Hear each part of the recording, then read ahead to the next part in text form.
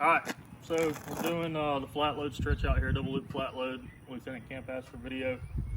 We're at these apartments, but we're going to treat it like a house today. So what we've done, this first apartment right here, 2308, is going to be what would be the front door of the house.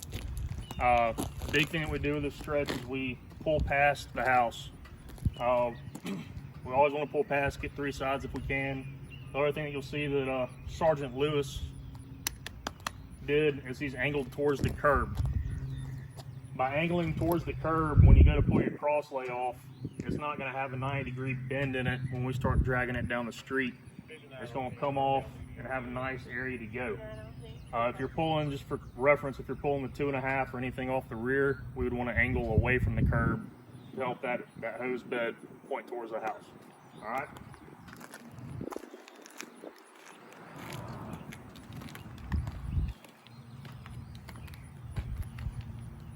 So at 24, come on up here.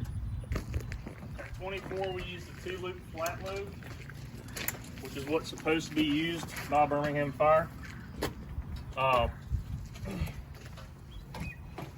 As you remember, hopefully from the video when we swapped to it, your first loop is a small loop. It's going to be put at the after the first coupling. Your second loop is a long loop, and it's going to be somewhere around the third coupling. All right, so our goal when we get the hose off the truck is to get it flaked out, and we want the nozzle and the first coupling, which would be the first 50 foot of hose at the front door. It helps with the ease of advancement, right?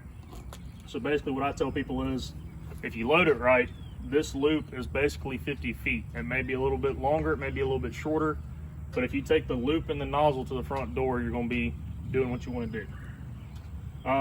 The key to this, and then where I see people mess up, is you always put your arm through the big loop first. Well, what people do and mess themselves up is they put their arm through the small loop. When I go to drag this off, when I feel the small loop jerk, I'm supposed to let it go. Well, if you have your arm through both loops, what winds up happening is people wind up dumping both of them, and it messes the stretch up. So we're going to put our arm through the big loop, and we're going to grab in our hand the small loop. Other hand grabs the nozzle. We're going to step away from the truck, and it's going to hit the dirt. Now you got about 25 foot of hose still left on the engine. This is the responsibility of your driver. When I start walking with this, he's got to come behind me and pull all that hose out of the hose.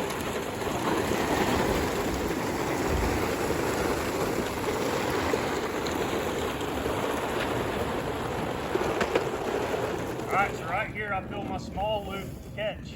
So I'm going to drop it. Drop my small loop, I still have my big loop. I give it a nice pull to get some more hose on the ground. I'm going to retrace my steps. I don't want to make a beam for the door. I want to retrace my steps. And then I'm going to walk towards the door.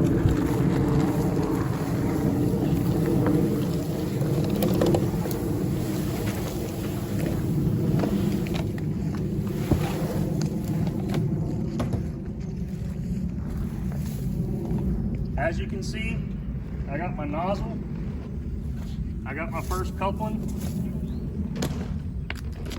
and for the most part, everything's stretched out the way it should be. The driver's going to come back behind. Anything that did not flake out properly, he's going to finish flaking out.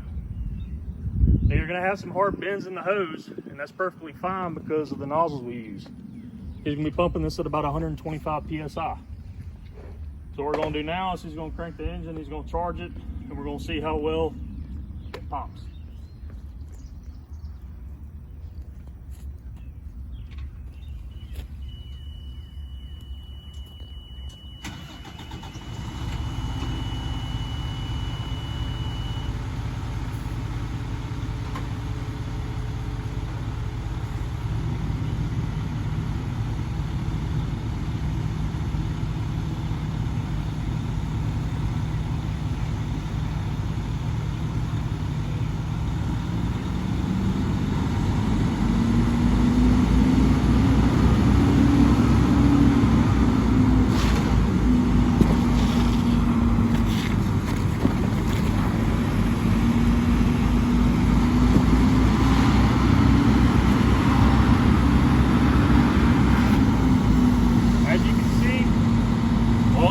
curled out of it all the way to the front.